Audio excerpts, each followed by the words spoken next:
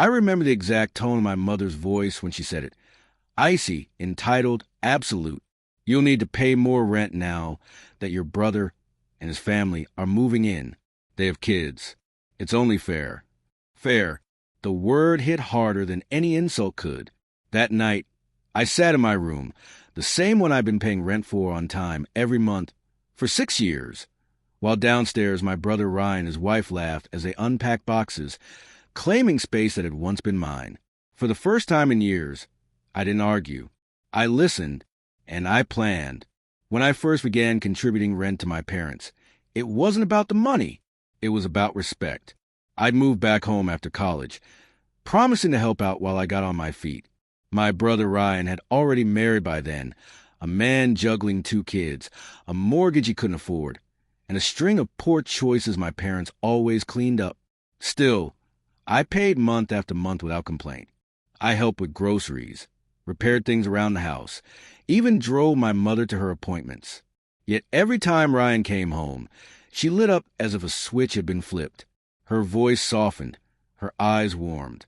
I was a steady one, reliable, but he was the golden child. I used to think it didn't bother me. Then one day it did. It began subtly. The fridge stocked with items I hadn't purchased. Utilities climbing higher. My mother snapping over trivial matters. Then one evening, I overheard a phone call that froze me in place. My name, my rent, and a sentence that sank deep. She can afford it. She doesn't have a family. It's her duty to help. Duty? As if I were a servant in my own home. That's when I realized they weren't asking for help. They were exploiting me to sustain themselves. I didn't shout. I didn't confront her. I smiled, and I began taking notes. Every payment, every receipt, every small favor for the house. I documented everything. My records could rival an accountant's. Quietly, I found a small 1-bedroom apartment across town. Nothing lavish, just mine. I signed the lease discreetly, packed under the cover of night, and moved over 2 weekends while they were visiting Ryan's in-laws. When the last box left, my old room looked as it had before I'd ever returned, empty, impersonal, as if I'd never been there. I left the key on the kitchen counter with a single note. I don't live here anymore. The next rent day, my mother called, sharp and demanding. Where's your payment? I stayed calm. I don't live there anymore. I said, What do you mean? She snapped. You can't just... The lease was month to month, verbal. I've paid every month as agreed. You told me myself I wasn't family, just a tenant. Consider this my notice. Silence. Then came the sputtering panic. You can't leave now. Your brother, the bills. You'll figure out, I said softly and hung up. Over the next week, she sent photos of overdue bills, texted crying emojis, guilt-soaked messages. Ryan called, furious, blaming me for the chaos. I didn't respond. Later, I heard through a mutual friend that their utilities had been cut off for non-payment. My mother had no savings. She depended on my rent to cover half the household. Ryan tried to help, but ended up deeper in debt. Within a month, they were drowning. By the third, arguments filled the house daily. And me? I was free.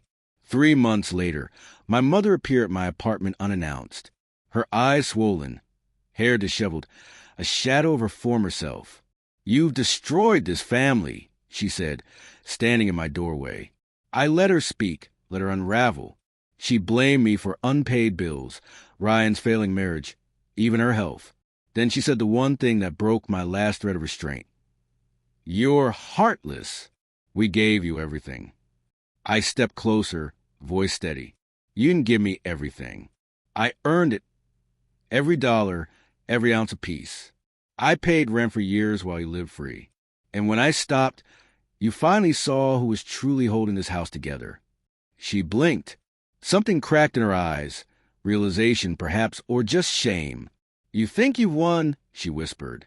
No, I said softly. I just stopped losing. And I closed the door. In the following weeks, I heard snippets through relatives. Ryan's wife left him. My mother started renting out spare rooms to strangers. The house that once felt suffocating became just another property drowning in bills. I didn't gloat. I didn't need to. Sometimes revenge isn't about destruction. It's about removing yourself from the place that allowed them to destroy you. But I won't pretend there wasn't satisfaction. There's a strange poetry in watching people realize how much they depended on the one they dismissed.